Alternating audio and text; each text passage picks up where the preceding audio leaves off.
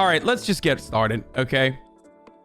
Now, here you have a person like Dan Crenshaw, who in the past, I hope someone can find that tweet for me, actually, who in the past has mocked AOC. If you recall, Dan Crenshaw has mocked AOC before, a story I talk about routinely. Dan Crenshaw had mocked AOC in the past, saying like that she is a representative of the bi-coastal elite. Right, Hasan Meanwhile, his district is wealthier than hers. He has a wealthier background than she does. He went to fucking Harvard. Like, she's a bartender before she becomes a congressperson. And yet, in America, I always talk about this. Like, if you wear the snakeskin boots, if you wear the fucking snakeskin boots and you got that Texas drawl a little bit, brother, then you're a real American, no matter how much of a fucking oil baron you are, or no matter how much you represent the oil baron's interests, right? So, regardless of that, you're a real American, right? That's the real American, brother. AOC, she's brown, she's Latina. That means she's a Latina. That means she's not a real American. She's an elite, bi-coastal elite. So, like, it's like Ted Cruz talking about how he's a representative of real America. Like, shut the fuck up. So, so that stuff is really frustrating always, like, that in the minds of so many Americans, like, it doesn't matter how much money you make. Like, you're actually working class if you live in Texas, regardless of whether you're a fucking oil baron or represent the interests of oil barons or not. It doesn't matter. Meanwhile, Dan Crenshaw has been saying all this shit about AOC, and I need to show that. Hopefully you guys find that, because I tweeted about this at the time as well, talking about his district and how much money his district has versus AOC's district. Anyway, let's hear what Dan Crenshaw had to say about AOC's working class roots, though. These people are nuts. It's not just Chuck Schumer. Chuck Schumer is controlled by people like AOC, who believes that the biggest hardship in life was figuring out whether it was still or sparkling. And you don't know hardship until you cried in the back. I was thinking, I was like, geez, I am so glad I did not have to do that in my former career. That was our biggest problem in the mountains of Afghanistan, was figuring, do we offer them still or sparkling? And what if they don't like it? It's rough out there, man. This motherfucker, dude. This shit is so despicable, and here is why. Because this elitist fuckbag went to Afghanistan and then fucking came back and got a nice little cushiony fucking degree from Harvard, and he was propped up to become a fucking politician. Meanwhile, the ones that were lucky enough to fucking make it out alive, the ones that are at least luckier than the others that aren't fucking one of the 22 veterans that are killing themselves every day. 22 veterans a day commit suicide. Okay? Holy stash. 22 veterans a day. They're not as fortunate as Dan Crenshaw. A lot of them who are luckier than those who end up committing suicide are ones that are working in fucking working class jobs like this. So for him to act like it's not a big fucking deal, for him to like minimize what it's like to be in the service industry and laugh about it while simultaneously comparing it to the fucking military and like the hardships that he had to endure there. That's disgusting, dude. That is so fucking insanely elitist. What a gigantic fucking piece of shit, dude. Wow. Wow, dude. Wow. But hey, guess what?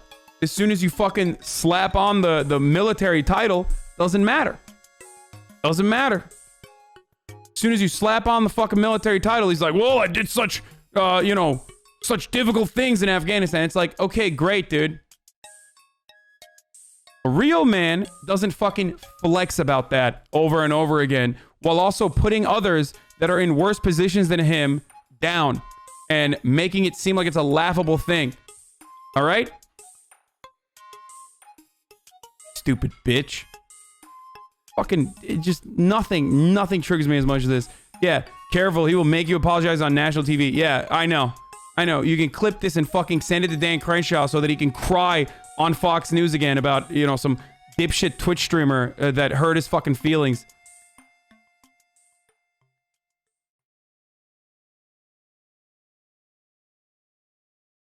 Makes me so, it just frustrates me to no end. Oh, geez. Oh, my life was so difficult, dude. Oh, yeah. It's rough out there, man. That's Congress these days. We cannot give these people control. We cannot give these people control. But it doesn't matter because the people that he's talking to, the people that he's fucking talking to in that room are also rich as fuck. And the poor ones don't care either. It's totally not designed to be one district. It's such a burden for him to win. Exactly. Exactly. My dude is in like one of the worst gerrymandered districts on the fucking planet. It doesn't matter. Are you gonna be injured in war and still be a bootlicker? LMAO, fuck him. That was literally that was unironically the argument that I had behind the fucking how are you gonna make a personal sacrifice? Like everyone focused on what I was saying because it was really hyperbolic, obviously. But how are you gonna make such a fucking significant personal sacrifice and then literally advocate to send others overseas while using that personal sacrifice that you made as a justification for it? Like, we Republican elites who fought in the mountains of Afghanistan. Yeah, see, this is what I'm saying. It's like, it's so transparent what he's doing. What he's doing is so fucking transparent, but because the overwhelming majority of fucking veteran voices that you see on television are like absolute fucking hogs, or on the Democratic side, half of the fucking vets that you hear from are literally neoliberal imperialists themselves who only got a desk job so they can fucking advance further in society. Like, it's very difficult to have any sort of like leftist veteran speak on these matters to absolutely destroy someone like Dan Crenshaw and be like, all right, bitch, really? Like, that's what you're fucking gonna do here? You're gonna use the fact that you fucking fought in Afghanistan to just say whatever the fuck you want about the working class? What about the fucking veterans who aren't? What about the veterans who fought in Afghanistan alongside you, who are also now doing those shit fucking jobs? God, you're such a piece of shit, dude. It blows my mind. I'm sorry. Conservatives constantly say things like, has right. oh, like, you're using your marginalized background to fucking cry about something, about your own personal experience. This is identity politics. Like, you're doing identity politics. You are. It doesn't matter. It doesn't matter if you fucking fought in the mountains of Afghanistan for fucking Raytheon and Lockheed Martin's interests. I don't give a fuck. And you shouldn't either. And most people don't. The reality is most people don't. Okay? They don't. They see it as a job, and they see it as like an aberration of an overextension of American empire, and they don't respect they don't venerate veterans for a real reason. They do it because we're coded into thinking, we're trained into thinking like, maybe if we act like we give a shit about veterans, that it's okay, we can get away with like not paying for their fucking healthcare, and also putting them in these horrible fucking conditions where they sold their life, where they sold their fucking body to the American Defense Department, and now they are damaged irreparably with PTSD, and now they have to suffer in the same fucking situation as the rest of the American working class has to suffer in, and they're also held behind 4 years or however long it takes. It's like Dan Crenshaw is the ultimate victimhood guy. Like, it's so silly. Dog, you fought in Afghanistan, okay?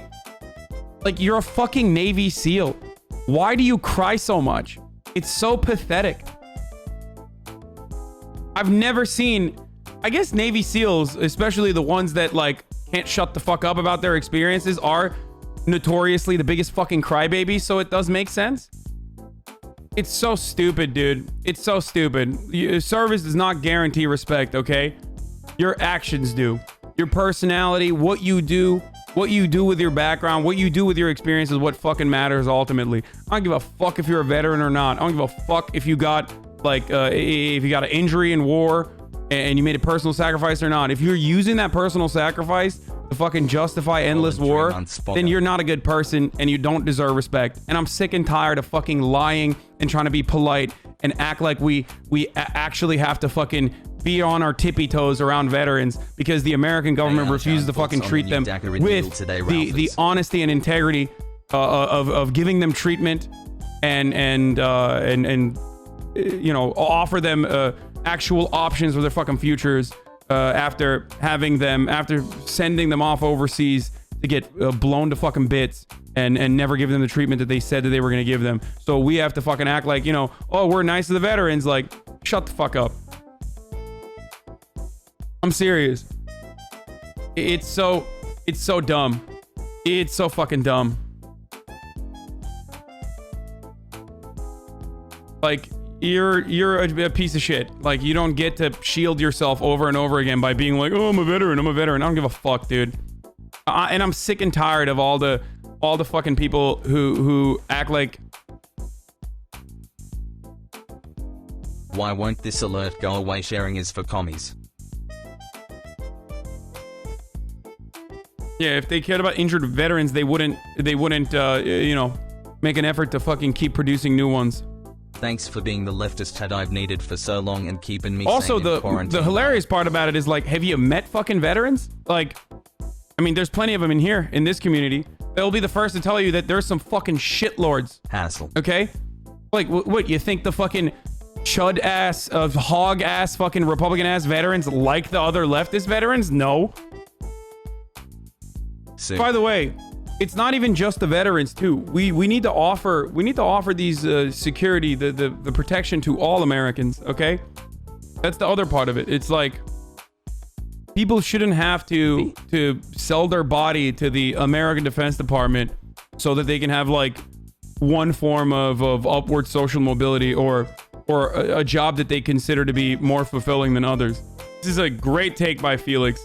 Hold on. Who says, the Angloization of America, go fight in an imperial war that we're going to have forever, achieve no heroism, enrich some viceroy, and finally kill someone so you can hold it over people's heads over the course of your lifetime of enjoying nothing. I mean, this is it. This is like the fucking sons and daughters of lords that ultimately went to a fucking colony and did some like raping and pillaging so they could then come back and be like, I'm a man now. It's like a fucking form of baptism or some shit. It's true. It's literally what the fuck this is. Great. Except now, you use the military as a debate armor to minimize any argument about working class. It's like, yeah, shut up. Shut up. Shut up. You can't be a fucking Republican shitlord and act like you give a fuck about the working class. The funniest part about all of this is that, like, in America we have this mentality, but like even in like hyper nationalistic fucking countries like Turkey, for example, where service is something that every male has to participate in, right? Like, you never consider veterans to be a protected class. Like, I didn't even realize, like, I come from a military family technically until like last month. Like, my dad's a veteran, my grandfather's a veteran. My grandfather literally worked for the fucking military on top of it too. Like, and it's so strange. Like, no one ever thinks of the military in that way. Like, no one ever thinks like, well, there's a veteran right there. It's like, no, bitch, everyone's a veteran. So no one fucking thinks about it that way. Yeah, like I literally had this personal realization on stream. Research from last year showing most veterans are against/disagree with war. Yeah, I mean, look, no matter how big of a fucking chud you are, I think ultimately a lot of dudes, when they go down there, like, they're faced with the realization that they're like, what are we doing? Like, these people that we're fucking shooting at are like they weren't even fucking alive. You know what I mean? Like, they weren't even alive when the fucking towers fell, and now we're shooting at them with weapons that we gave them. Like, they're shooting back at us with weapons that we gave them. What the fuck is going on? Please subscribe if you like this kind of content. Ring that bell too. Let's go.